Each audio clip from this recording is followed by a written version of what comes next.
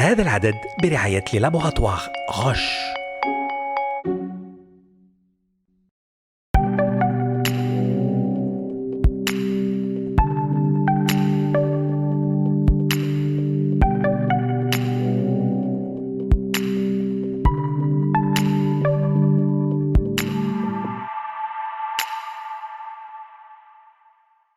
Salam, l'hémophilie, maladie hémorragique héréditaire. Nous y avons déjà consacré ici même plusieurs numéros et nous en parlons également aujourd'hui à l'occasion de la journée mondiale. La prise en charge et le suivi se font en milieu hospitalier. Tout médecin spécialiste, généraliste ou biologiste peut aussi être amené à prendre en charge ce genre de pathologie en accord avec le malade ou ses proches. Ainsi, un protocole de suivi est mis en place dans le cadre d'un parcours de soins individualisé. L'émission d'aujourd'hui est intitulée « Intérêt du monitoring en laboratoire dans le suivi de l'hémophilie ». الهيموفيليا مرض نزيف وراثي كرسنا له بالفعل عدة برامج رعاية ومتابعة المريض تتم في المستشفى قد يطلب أيضا من أي أخصائي أو دكتور بيولوجي تولي المسؤولية بالاتفاق مع المريض أو مع الأقارب وبالتالي يتم وضع بروتوكول متابعة كجزء من مسار الرعاية الفردية. عرض اليوم بعنوان قيمة المراقبة المخبرية في الhémophilia. Nous allons axer aujourd'hui donc notamment sur les aspects biologiques de la maladie. Healthy Healthy, c'est tout de suite.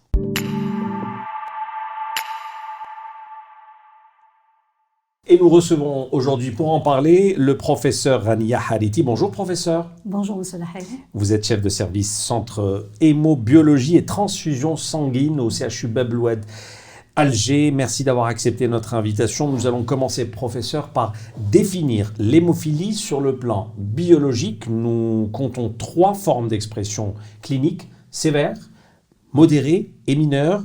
نعرفوا الهيموفيليا بيولوجيا ونصنفوها في 3 أشكال شديد معتدل وطفيف. تفضلي professeur. Très bien, merci. Oui, donc comme vous avez bien dit, il y a 3 formes donc cliniques de cette affection génétique. Mais cette classification donc clinique, elle correspond exactement à une classification biologique qui est basée sur le taux de facteurs circulants, donc qui est déficient chez l'hémophile.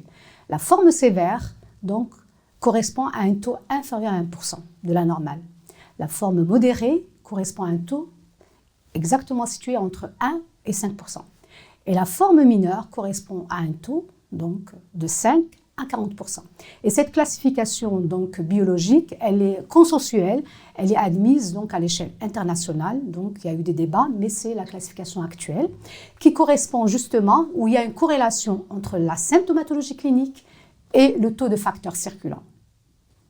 Voilà si j'ai répondu.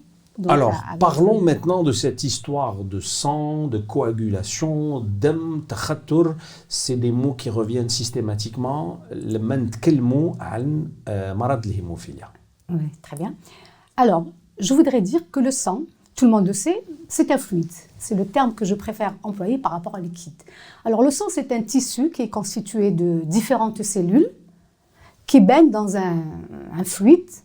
Et donc, la fonction de ces cellules, elle est permise grâce à la circulation. Donc le sang, c'est un tissu qui est fluide. خلايا تمشي في سائل. Ouais. في سائل في هذاك السائل كاين بروتينات. Donc le sang est un tissu très spécialisé. Par exemple, les globules rouges, ils véhiculent l'hémoglobine. Et l'hémoglobine, c'est le pigment respiratoire. On respire grâce à l'hémoglobine car cette protéine, elle a la capacité de fixer l'oxygène de façon réversible. C'est-à-dire que dans les poumons, elle fixe l'oxygène de l'air, mais dans les tissus, elle le délivre justement pour les cellules comme élément nutritif, donc essentiel. Donc vous voyez, les autres cellules du sang, c'est les globules blancs. Parmi ces globules blancs, et on est en période de Covid, tout le monde sait ce que c'est la fonction immunitaire. Parmi les globules blancs, certains ont une fonction immunitaire spécifique qui permet à l'organisme de reconnaître ce qui lui appartient et ce qui ne lui appartient pas. Donc le soi et le non-soi. Et donc c'est une fonction très spécialisée. La troisième fonction تكون est حاجة غريبة عن الجسم. Voilà. Donc, il réagit en justement rejetant, en fabriquant des anticorps qui reconnaissent, etc.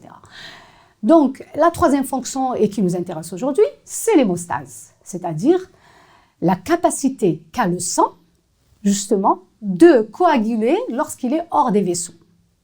C'est-à-dire que quand il y a une blessure, il y a une lésion du vaisseau, le sang ne sera plus isolé des tissus parce que normalement, dans les vaisseaux, il y a un revêtement qui fait que rien n'adhère. Toutes les cellules circulent par le flux sanguin, dans le flux sanguin, et n'adhèrent pas à la paroi du vaisseau. Grâce à ce revêtement, justement. Et donc, lorsqu'il y a un vaisseau, il n'y a plus ce revêtement. Lorsque le vaisseau est coupé, il n'y a plus ce revêtement. كيكون جرح يعني. يكون جرح. Qu'est-ce qui se passe? Donc, il va y avoir une activation de petites cellules du sang qui sont appelées les plaquettes et de protéines circulantes. Et cette activation va aboutir à la formation de ce qu'on appelle le caillot. Mais en fait, nous, sur le plan scientifique, biologique, médical, etc., on sait que c'est la formation de la fibrine. Donc, cette fibrine, c'est comme un ciment. Donc, ça va colmater la brèche vasculaire. تغلقها يعني. تغلقها, et l'hémorragie s'arrête. Donc, ça, c'est en temps normal. L'hémorragie, avec le caillot qui se forme, eh ben, il se forme en un laps de temps qui est bien défini.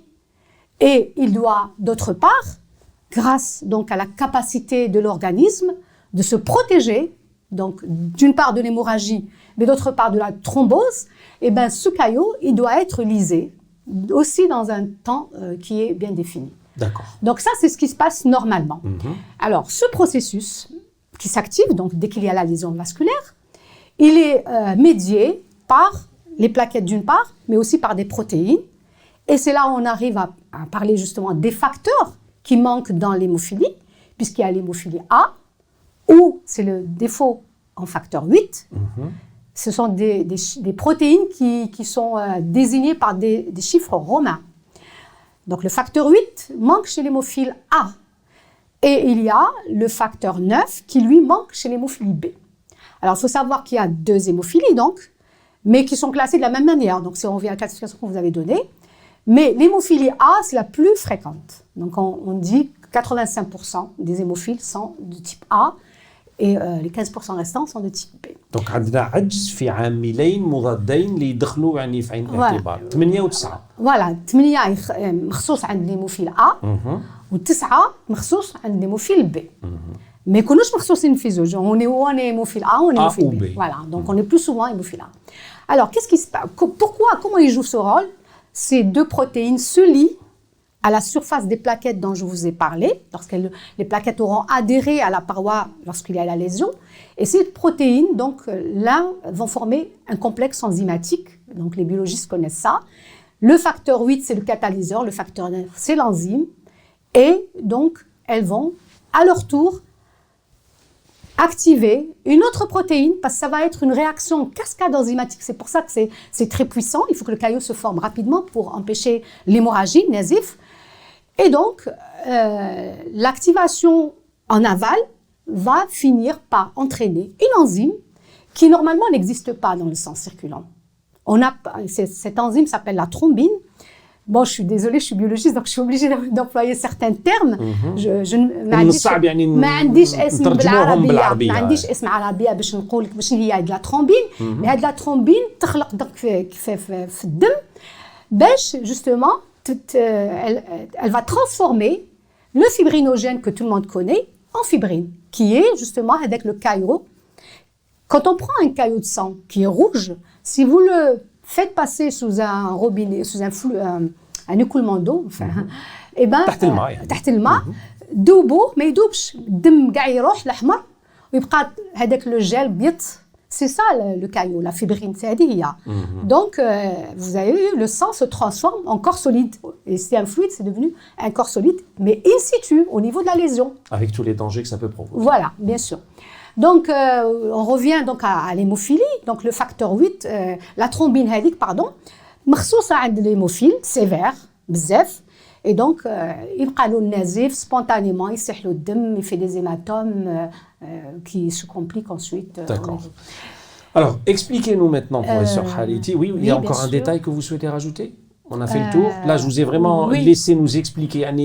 Oui, بسطينا la trombine, وفهمتينا voilà. هذيك بصفة عامة. هذيك لا ترومبين لما تلعب الدور تاعها لازم ما تبقاش في الدم.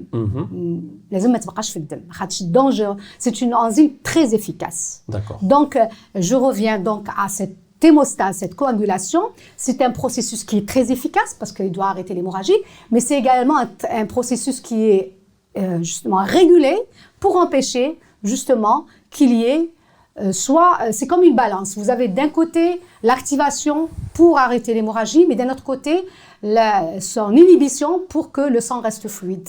D'accord. D'accord. Et pour empêcher que la balance penche vers le risque thrombotique. Je dis ça pourquoi? Parce que pour le traitement, justement, les prescripteurs, les médecins qui suivent les hémophiles, lorsqu'ils le traitent, justement, ils ont à l'esprit, justement, le risque donc, d'un traitement qui n'est pas maîtrisé sur le plan de la dose. C'est très important, surtout donc, dans certaines circonstances. Alors aujourd'hui, nous parlons notamment de ce monitoring en laboratoire. Oui. Le suivi qui doit se faire en laboratoire, en milieu hospitalier, bien sûr avec des professionnels de la santé. يعني اشرحي لنا علاش هاد الأهمية de traiter l'hémophile, de suivre l'hémophile en laboratoire. Oui. Alors, donc déjà, l'hémophilie, donc elle est définie par le taux. Donc, puisqu'on doit classer exactement de quelle hémophilie il s'agit. Donc, en général, il y a un contexte clinique. Donc, l'hémophile, donc, il appartient à une famille parce que c'est des. على حسب النسبة. على حسب النسبة. دونك في المخبر لازم نشخصوا الهيموفيليا اسكو كيجي واحد يسيح له الدم surtout dans un cas où il n'y a pas d'autres hémophiles donc c'est le premier donc التشخيص هذا le diagnostic il nécessite une démarche au laboratoire donc il y a des tests de première intention et puis après il y a la confirmation donc l'hémophile pour donc lorsqu'il est adressé au laboratoire par le médecin qui a prescrit ses examens devant un syndrome hémorragique, il faut qu'il reparte avec justement un taux de facteurs donc, qui définit donc, la forme qu'il a. Et d'autre part, donc, une fois qu'après qu'il rentre dans le circuit du traitement, etc., il y a un suivi qui est fait, donc un suivi clinico-biologique, bien sûr par le clinicien, et par le laboratoire. Donc il est adressé régulièrement, donc, parce que, pourquoi, et ça, donc j'attire l'attention donc, des patients qui nous suivent, certains hémophiles, en particulier donc, les hémophiles sévères, donc plus rarement les autres hémophiles, les modérés, s'immunisent contre leur traitement. C'est-à-dire que le traitement devient inefficace. ما ينفعش فيهم. ما ينفعش.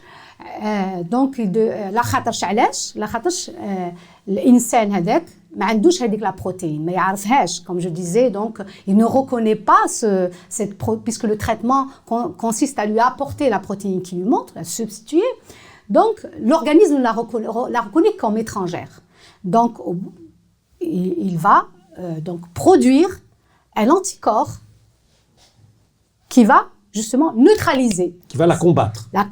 Oui, la combattre, oui, c'est un très bon terme. Parce qu'il y a une différence. Certaines protéines neutralisent, c'est-à-dire qu'ils vont se lier au niveau de son site d'action. C'est-à-dire, oui, avec le facteur, avec l'anticorps, il va empêcher son action. Donc on dit neutraliser. Et puis il y a d'autres anticorps qui dégradent complètement le traitement reçu.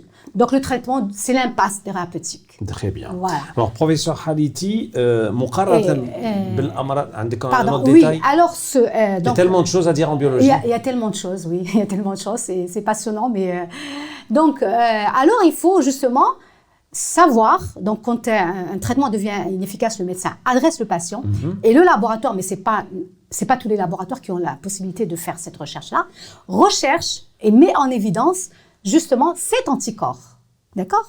Et là aussi, il y a encore une classification, parce que selon les patients, vous savez, l'hémophilie, c'est une maladie très hétérogène sur tous les plans, sur les plans biologiques, génétiques, etc. Donc on n'a pas parlé du mode de transmission, si vous voulez, on peut revenir dessus. Donc parmi les patients, certains sont forts répondeurs, c'est-à-dire qu'ils vont avoir une concentration, ou on dit titre, concentration d'anticorps qui est importante. Et donc l'anticorps, il va être difficile à éradiquer. D'autres, au contraire, ils sont dits faibles répondeurs. Il y a un seuil qui est admis sur le plan international. Ils sont dits faibles répondeurs. Et là, il y a plus de chances d'éradiquer cet anticorps. Et il peut disparaître. Donc, c'est pour ça qu'il y a un suivi. C'est toute une évolution qui est faite, tout un suivi régulier, donc avec des protocoles qui sont bien établis, parce que l'hémophilie, c'est une maladie qui est très encadrée. Donc, sur le plan donc, des organisations, il y a une organisation mondiale de l'hémophilie. Sur le plan des experts internationaux, c'est une affection génétique, mais qui est vraiment très encadrée. Et donc, il y a des recommandations qui sortent, qui sont révisées, etc. régulièrement. Donc, il y a un protocole de recherche de ces inhibiteurs qui est suivi. Donc, nous, effectivement, dans le laboratoire que je dirige, on fait ça de façon régulière. Et donc, ça a un coût, parce que ça revient effectivement cher, mais c'est essentiel pour le patient. دونك نقدروا نقولوا بروفيسور حارثي بشكل واضح بان المريض بالهيموفيليا لازم له مراقبه صارمه ومستمره يعني un suivi régulier et continuel. Oui, évidemment. Oui. Il y a un protocole, il y a des critères qui sont admis sur lesquels on ne va pas rentrer, mais ce suivi, bien sûr, et ils le savent les patients. Un suivi rigoureux, voilà, pour être rigoureux et régulier, voilà. D'accord. Alors, le suivi est davantage plus strict lorsqu'on parle d'intervention chirurgicale. Qui تكون عملية جراحية. Oui. نكملوا toujours في la même logique. Ah oui, bien sûr. Déjà, donc, il faut que donc il y ait une vérification que la posologie qui a été donc administrée aux patients pour justement juguler le syndrome hémorragique est adéquate. Donc il faut déterminer le taux justement de circulant après donc le traitement, immédiatement après le traitement, parce que la durée de vie, c'est aussi une autre comment dirais-je, particularité de l'hémophilie A, parce que le facteur 8 il a une durée de vie très courte. Donc, il faut voir donc, si il a bien, donc, il y a un taux circulant qui est adéquat. Dans le cas où, justement, malgré la posologie qui a été administrée, la récupération, on dit la récupération biologique n'est pas suffisante, là, il faut justement penser à la recherche de l'inhibiteur. C'est peut-être l'inhibiteur qui est en train de, justement, d'agir donc, et qui justement bloque le facteur qui a été donné. Donc, il y a, bon, c'est très technique, je ne vais pas rentrer dans le détail, mais c'est pour revenir à ce que vous avez dit, c'est donc un travail qui est fait donc, régulièrement et qui doit être, comment dirais-je, pointueux dans certains cas. Le suivi. Pour l'hémophilie sévère. L'hémophilie sévère. Voilà. Je voudrais simplement dire que dans le cas de l'hémophilie mineure, c'est souvent diagnostiqué de façon fortuite. Pourquoi? Parce qu'il n'y a pas de saignement spontané. Et même, il faut qu'il y ait un acte chirurgical quand même assez important pour justement découvrir cette maladie. Donc, nous, souvent au laboratoire, on la découvre fortuitement sur les tests de première intention dont je vous ai parlé. Et après, on dose donc le facteur, parce que je vous ai dit qu'il y avait un algorithme. Et puis, donc, quand on interroge le malade, par exemple, ils disent non, mais ça souvent eux-mêmes, ils ne se rendent pas compte qu'ils saignent. C'est normal, quand il se blesse, c'est normal pour lui, il a saigné, il ne se rend pas compte qu'il a saigné plus longtemps, etc. Et je ne sais pas si je peux raconter une anecdote. Bien sûr, faites-le. Oui, justement, on a eu un cas justement d'un patient, bon, il n'est pas malade, il n'a pas saigné spontanément, qui a été blessé à l'œil, donc en urgence, il a été reçu dans le pavillon d'urgence de Bab el-Oued. Et donc, il a été donc, opéré, on lui a enlevé le petit bidule qui est rentré dans son œil, qu'il a reçu, et il continuait de saigner. Il n'arrivait pas à cicatriser, et je salue le professeur Thiard, avec laquelle donc, j'ai collaboré longtemps dans ce cadre-là. Elle m'a appelée, et donc on a effectivement découvert que c'était une hémophilie mineure qui s'ignorait. Il s'ignorait parce que quand après, il est revenu... Et le patient était d'un certain âge? Oui, bien sûr. Donc c'est très bien. Donc c'est diagnostiqué plus tard, fortuitement, souvent, ou à l'occasion d'une hémorragie. يعني يظهر الإنسان ينجرح ويفيق باللي عنده الهيموفيليا. Voilà, d'accord. D'accord. Alors, le suivi, un spécialiste, on est d'accord, milieu hospitalier, il peut se faire chez un biologiste privé aussi, mais on parle d'un accord aussi bien du patient que de l'entourage familial. Vous pouvez nous expliquer éventuellement ce détail? Oui. Alors, sans vouloir être, comment dirais-je, strict, pour le suivi, la recherche des inhibiteurs, c'est-à-dire des anticorps qui sont développés donc, chez certains hémophiles, même de par le monde, ce n'est pas tous les laboratoires qui le font. Donc, d'abord, c'est une technique particulière. C'est une technique donc, qui demande, on va dire, une certaine technicité. C'est un examen, on va dire, spécialisé. Donc, et puis, c'est un examen très coûteux. D'accord. Donc, je ne sais pas si le patient va pouvoir, comment dirais-je, s'acquitter de C'est pour ça qu'on recommande de faire ça à l'hôpital. Donc, c'est en milieu hospitalier. D'accord. Donc, alors, professeur Khaliti, lorsqu'on parle de monitoring en laboratoire, est-ce qu'on veut dire des analyses régulières, des prises de sang fréquentes, une visite chez le médecin aussi d'une manière continuelle et assez fréquente? Qu'est-ce qu'on veut dire au juste? Oui. Oui, de toute façon, l'hémophile, donc sévère, hein, donc c'est surtout dans ce cas-là, donc il est suivi quand c'est l'enfant, donc c'est les pédiatres. Donc c'est une prise en charge multidisciplinaire. Donc il y a le clinicien, il y a aussi lorsqu'il a des complications psychomotrices, donc il y a l'orthopédiste qui entre en jeu. Et puis bon, il y a le laboratoire. Donc c'est un suivi, bien sûr, il y a régulier, bien sûr. Et pour le traitement, il y a ce suivi. Donc il est obligatoire, il est incontournable, le suivi de la recherche des anticorps jusqu'à un certain nombre d'expositions. Donc on appelle ça les JCPR, donc jours cumulés d'exposition à l'antigène, donc parce que c'est pour l'organisme un antigène, donc qu'il ne reconnaît pas, ou donc on peut dire que ce malade-là ne va pas développer d'inhibiteur, parce que ça se développe précocement, on dit dans les 50 JCPR, d'accord? Donc si vous voulez, c'est très codifié. D'accord. Donc c'est en milieu hospitalier et c'est par une équipe qui prend en charge les hémophiles, qui est spécialisée dans ça, en fait, qui travaille sur ça. Donc, voilà, je ne sais pas. Mais pour les autres hémophiles, quand ce n'est pas sévère, oui, bon, lorsqu'ils ont un médecin de famille, etc., il sait que, bon, lorsqu'il doit subir une extraction dentaire, etc., il faut qu'il l'adresse aux personnes concernées. Nous commémorons aujourd'hui la journée mondiale de l'hémophilie. Que pouvez-vous nous dire sur les avancées thérapeutiques? L'ilaj tawr, certainement, l'hémophilie, oui.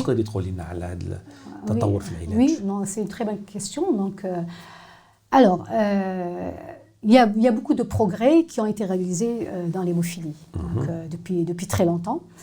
Et donc, la dernière, c'est le traitement prophylactique. Donc, c'est basé sur une remarque des experts qui ont remarqué que justement, dans l'hémophilie modérée, il y a moins de production, moins d'hémophiles qui s'immunisent. Donc, il y a moins d'effets indésirables liés justement au développement de ces anticorps. Et donc, ils ont dit, donc, ça serait intéressant d'introduire un traitement régulier du facteur qui est déficient pour justement transformer le phénotype de sévère à modéré. C'est-à-dire que la personne va avoir un taux de facteur supérieur à 1%, donc 2%, 3%. Donc on est dans l'hémophilie modérée. Et donc là, on va réduire la fréquence de l'apparition des inhibiteurs. Donc ça, c'est une première. Et donc ça se fait chez l'enfant, donc très tôt. Il faut commencer ce traitement très tôt. Très bien. Voilà, nous avons quelques questions du grand public, si vous permettez, professeur Khaliti. Lors d'un déménagement, tout simplement, est-il évident de trouver le même suivi pour un hémophile dans un autre CHU? Est-ce qu'aujourd'hui, à travers le pays, tous les CHU sont dotés justement de ce type de centre? Pour le dépistage, oui. Et après, je pense qu'il y a des centres qui sont spécialisés.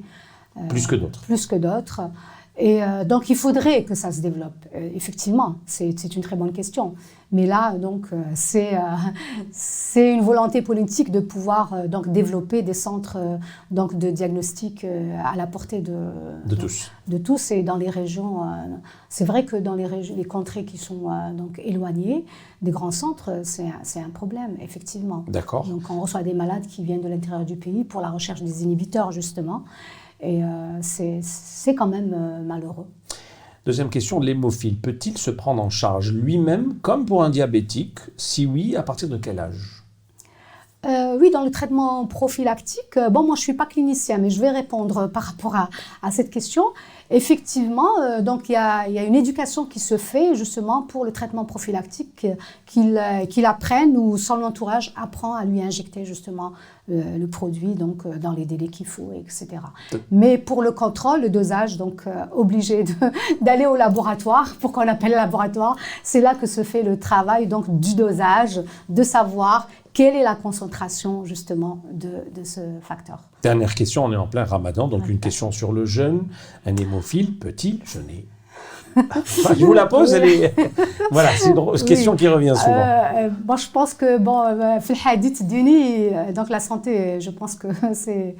Bon, c'est une question qui me dépasse un peu. Parce que ça la santé est précieuse. Et on va dire c'est voilà. Toujours le médecin traitant qui décide et qui connaît son cas parfaitement. Voilà. Donc dans l'hémophilie sévère, donc je me réserve de répondre. Très bien, merci beaucoup, professeur Rania Haliti. Je rappelle que vous êtes chef de service centre hémobiologie et transfusion sanguine, CHU Lamine de Barine Babloua d'Alger. Merci d'avoir accepté notre invitation. Merci à vous de m'avoir reçu. À très vite pour un autre numéro de Halti Healthy. N'oubliez pas, suggestions et commentaires sur les plateformes habituelles des réseaux sociaux sur lesquels vous nous suivez. Salam.